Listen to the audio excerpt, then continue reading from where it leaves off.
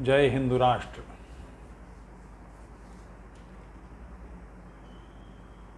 राष्ट्र की जय ये एक सामान्य लक्ष्य है हम सबका। राष्ट्र यानी किसी भी तीन सत्ताएं हैं ये, देश, राष्ट्र और राज्य। देश एक भौगोलिक क्षेत्र है, इसमें रहने वाले जो जन हैं, समाज है, प्रजा है, उसे राष्ट्र कहते हैं। और इसकी व्यवस्था संभालने का जो सिस्टम है वो राज्य कहलाता है। कई बार एक देश में दो राष्ट्र हो जाते हैं, कई बार दो देशों में एक राष्ट्र होता है। उदाहरण से बताता हूँ, सेकेंड वर्ल्ड वॉर के बाद जर्मनी के दो हिस्से कर दिए गए, ईस्ट जर्मनी, वेस्ट जर्मनी। एक ही राष्ट्र है, दो देशों में बांट दिया गया। चेकोस्लोवाकिया एक देश था, चेक और स्लाव दो भिन्न प्रकार के राष्ट्र उसमें निवास करते थे। एक देश में दो राष्ट्र और दो देशों में एक राष्ट्र, ऐसे बहुत उदाहरण मिल जाते हैं। भारत के संदर्भ में ये बात इसलिए महत्वपूर्ण है कि इस देश के अंदर जो रहने वाला राष्ट्र है वो इसके प्रति निष्प्रय होने की हद तक, उदासीन होने की हद तक तटस्थ है और इसकी परंपराओं के प्रति, इसकी अतीत, एक जापान की बहुत मशहूर फिल्म है समुराई, द लास्ट समुराई। उस फिल्म को मैं कई बार लोगों से आग्रह करता हूं कि देखिए। जब समुराई मारा जाता है और वो एक गोरा सिपाही जो उसके साथ युद्ध में लड़ता है और वो उसकी तलवार देने के लिए राजा के पास आता है। राजा विदेशियों के साथ मिल चुके मंत्रियों से घिरा हुआ है, मगर अचानक एक स्पार्क आता है और उसका कारण ये कि वो कहता है कि मुझे बताओ, क्योंकि वो राजा का शिक्षक रहा था समुराई, कि वो कैसे मरे। तो वो योद्धा कहता है कि मैं आपको ये बताता हूँ कि वो कैसे जिए। अचानक एक स्पार्क आता है और राजा पलट जाता है, अपने उन मंत्रियों के प्रति कठोर बात करता है और विदेशियों से समझौता करना मना कर देता है। और वो जो अंतिम स्पीच है, बड़ी सुंदर स्पीच है। हमें भूलना नहीं चाहिए कि हम कौन हैं, हम कहाँ से आए हैं।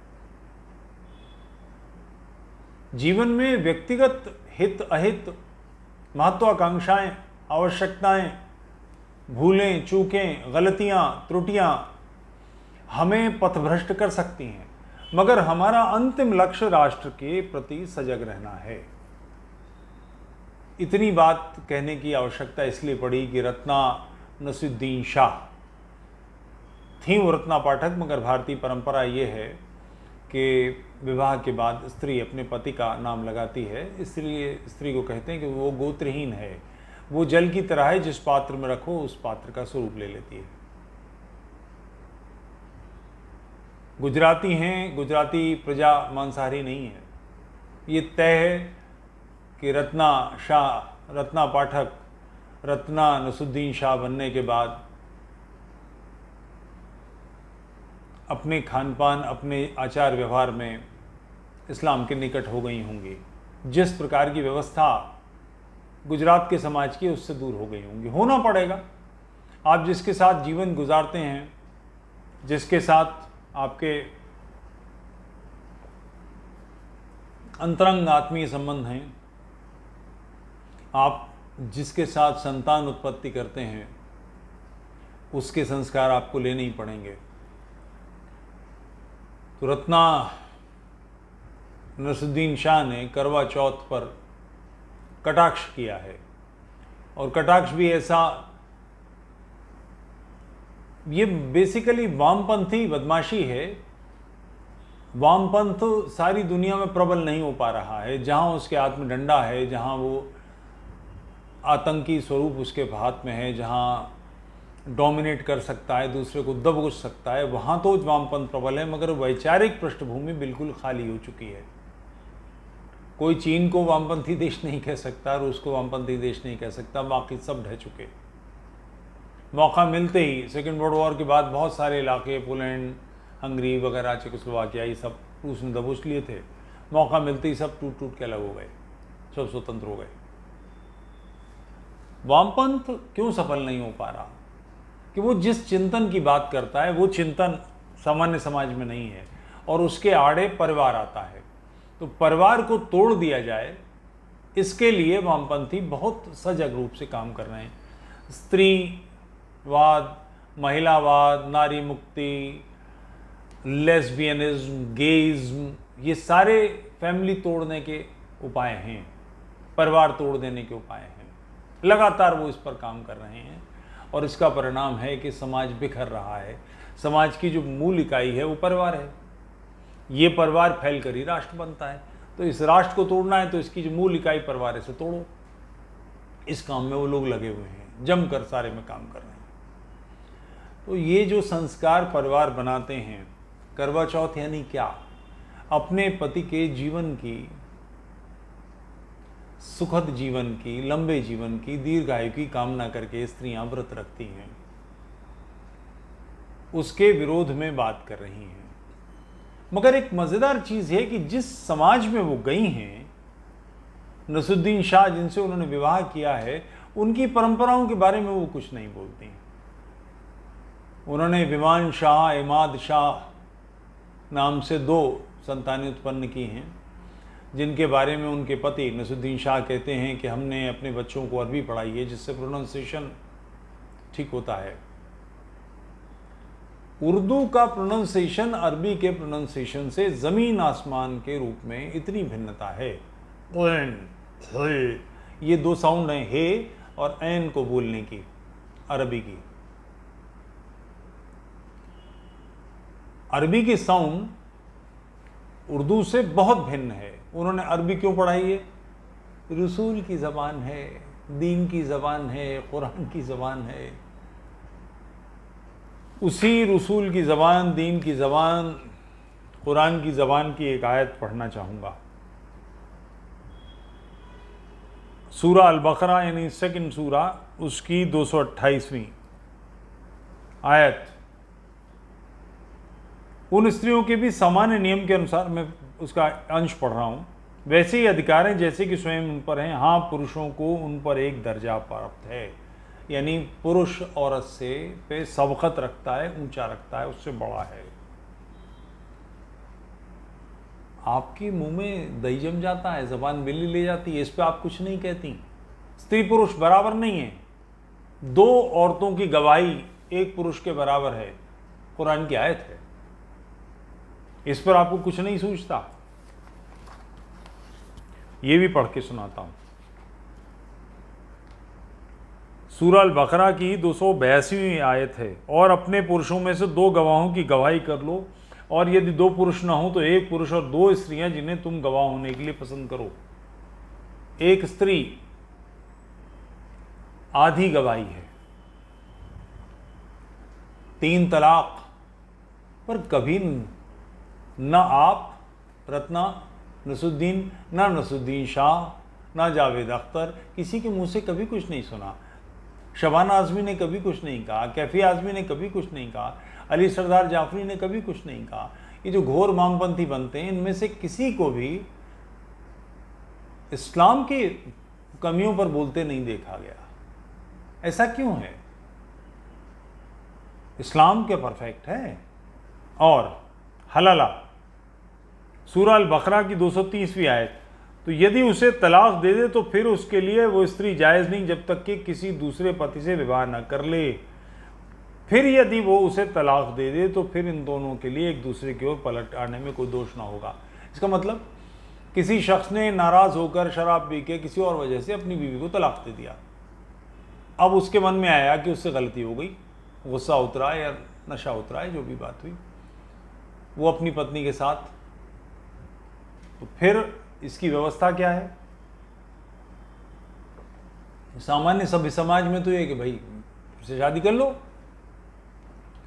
मगर इस्लामी व्यवस्था ये है कि उसे इस गुनाह के अजाले के तौर पे, इस गुनाह के दंड के रूप में उसकी स्त्री को किसी दूसरे के साथ निकाह करना पड़ेगा, एक रात बसर करनी पड़ेगी, उनके यौन संबंध होने आवश्यक हैं। उसके बाद उसका वर्तमान पति अपनी बीवी को सुबह तलाक दे दे तो वो वापस उससे निकाह करने के लिए स्वतंत्र है। कुरान की व्यवस्था है, हदीस नहीं है जिसे कोई टाल दे, रद्द कर दे। सामान्य चीज है। बुरखे पे कभी आप कुछ नहीं बोलती,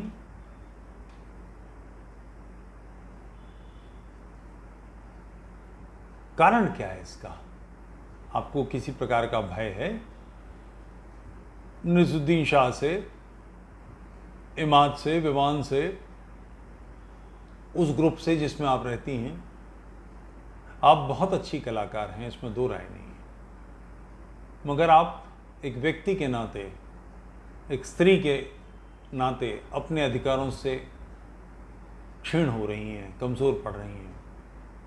आप उस परंपरा जो उदार है उस पर प्रहार कर रही हैं। आपने हलाला पर कभी क्यों कुछ नहीं बोला? एक आध नहीं, इसके हजारों उदाहरण हैं। बरेली की तो मशहूर किस्सा है कि उसने तलाक दे दिया तो उसके ससुर ने, कि ख़ानदान की इज्जत न खराब हो, बाहर बात न जाए, ससुर से निकाह कराया गया, जिस पर एक वीडियो बना है।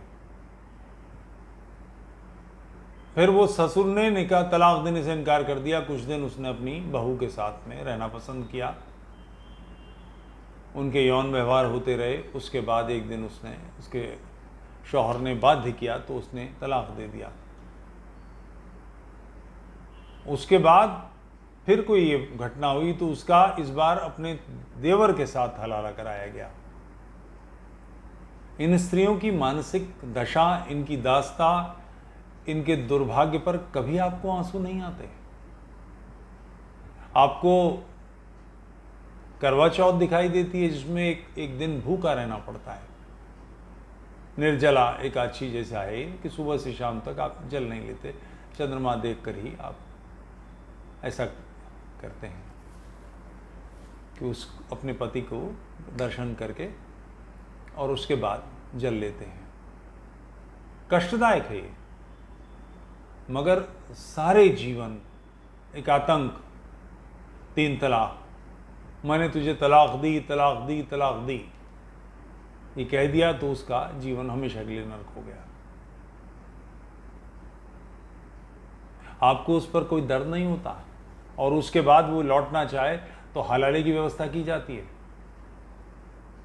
स्त्री के अधिकारों के लिए इतनी चिंतित रत्ना नसरुद्दीन शाह, आप सामने से इन चीज़ों को नहीं देख सकती।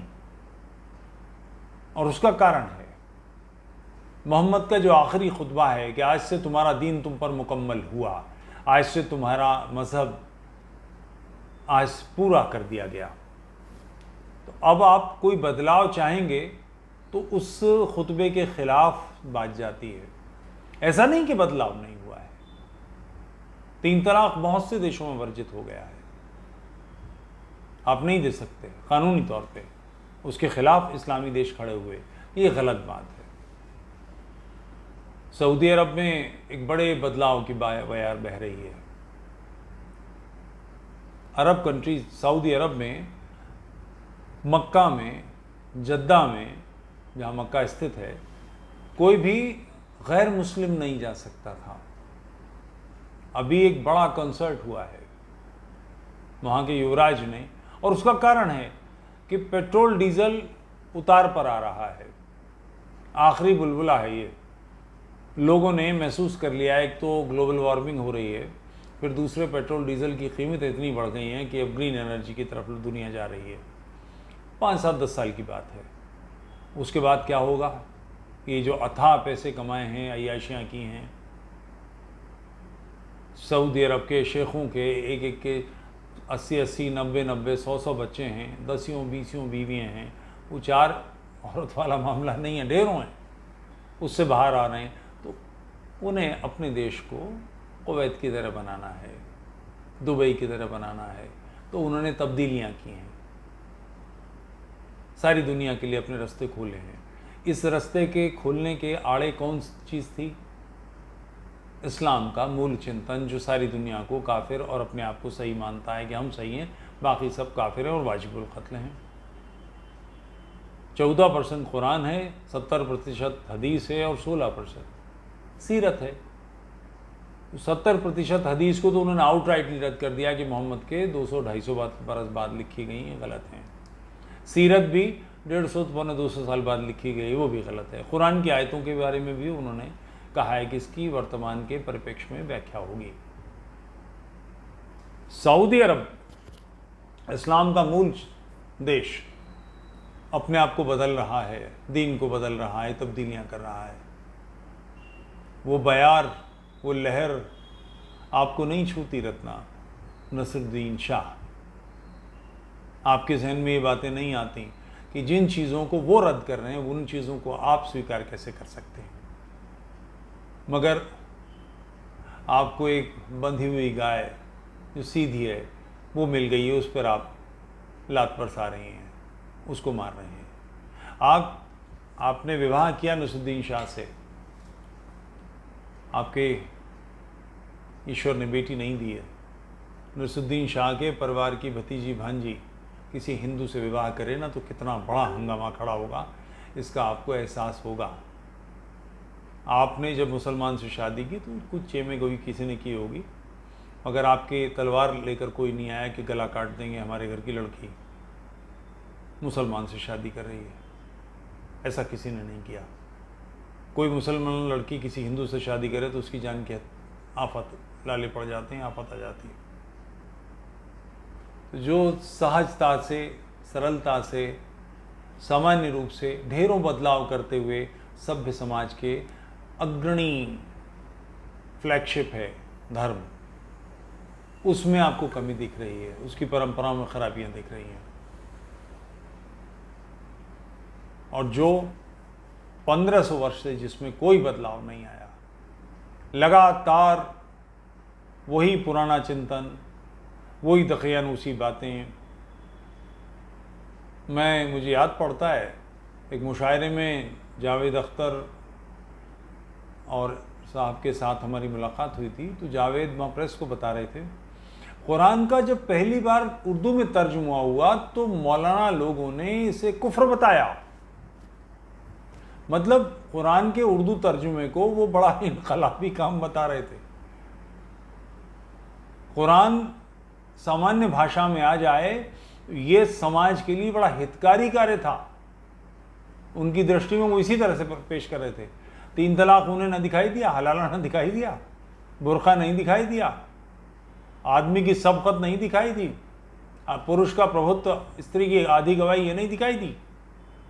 उन सबको दरकिनार करके वो ऐसे कह रहे हैं जैसे बड़ा भारी काम हो गया हो।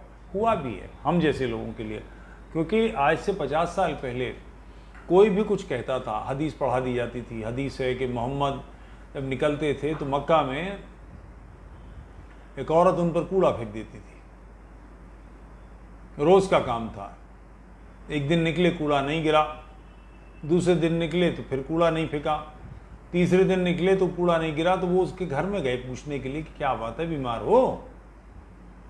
उनके इस व्यवहार के कारण से वो स्त्री ईमान ले आई और मुसलमान हो गई। हिंदुस्तान में खूब बातें की जाती हैं इस हदीस पर, मगर ये है कहाँ। मोहम्मद ने तो अपने विरोधियों की हत्याएं करवाई हैं। ये हदीस कहाँ से आ गई? भारतीय संदर्भ मोहम्मद के बारे में कहाँ से? ये तो भारतीय शैली है। अरब में ऐसा कौन था? कभी भी नहीं हुआ कोई। अस्मा बिन्ते मरवान को मरवाने वाले लोग, काब बिन अशरफ की हत्या कराने वाली मानसिकता कूड़ा फेंकने वाली का लिहाज करेगी? झूठ बोलने की इंतहा नहीं ली, हदीसें गढ़ दी। ये चिंतन बेसिकली असभ्य चिंतन है।